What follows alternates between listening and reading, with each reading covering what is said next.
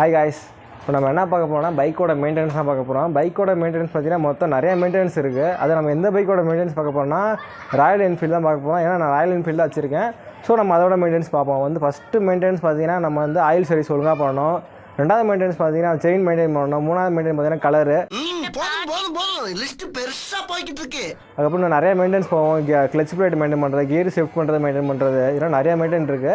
இப்போதைக்கு நம்ம colour maintain பண்ணுறது மட்டும் பார்ப்போம். எப்படின்னா அதில் ஒரு 4 ஸ்டெப் எனக்கு தெரிஞ்சு நான் சொல்கிறேன். ஃபஸ்ட்டு பார்த்தீங்கன்னா நம்ம அடிக்கடி வண்டியை துடைக்கவே கூடாது, வாஷ் பண்ணக்கூடாது. ஏன் சொல்கிறேன்னா நம்ம அடிக்கடி வாஷ் பண்ணுறப்போ துடைக்கிறப்ப பார்த்தீங்கன்னா கலர் ஃபேட் ஆகும். துடைக்கிறப்ப பார்த்தீங்கன்னா அங்கே மைன்யூட் பார்ட்டிகல்ஸ் டஸ்ட்டு போய் உட்காந்துருக்கும். அந்த இடத்துல ஸ்க்ராட்ச் ஆக ஆரம்பிச்சிடும். நம்ம துடைக்கவே கூடாது வண்டியை.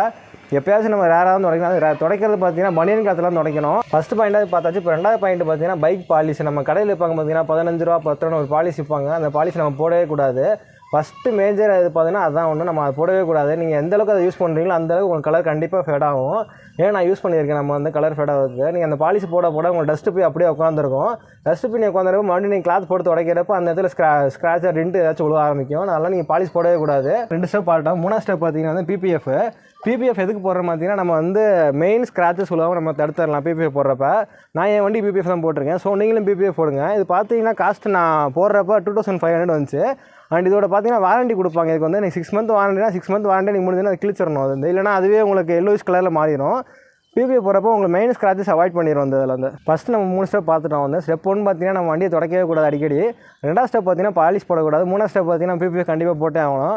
அண்ட் ஃபைனல் ஸ்டெப் பார்த்தீங்கன்னா செராமிக் கோட்டிங். செராமிக் கோட்டிங் ஒரு லிக்விட் மாதிரி இருக்கும். அது லிக்விட் போட்டு நம்ம ஒரு மிஷின் போட்டு ஸ்க்ராப் பண்ணுவாங்க. ஸ்க்ராப் பண்ணுற பார்த்தீங்கன்னா மெயின் ஸ்க்ராட்சை ஃபுல்லாகவே போயிடும்.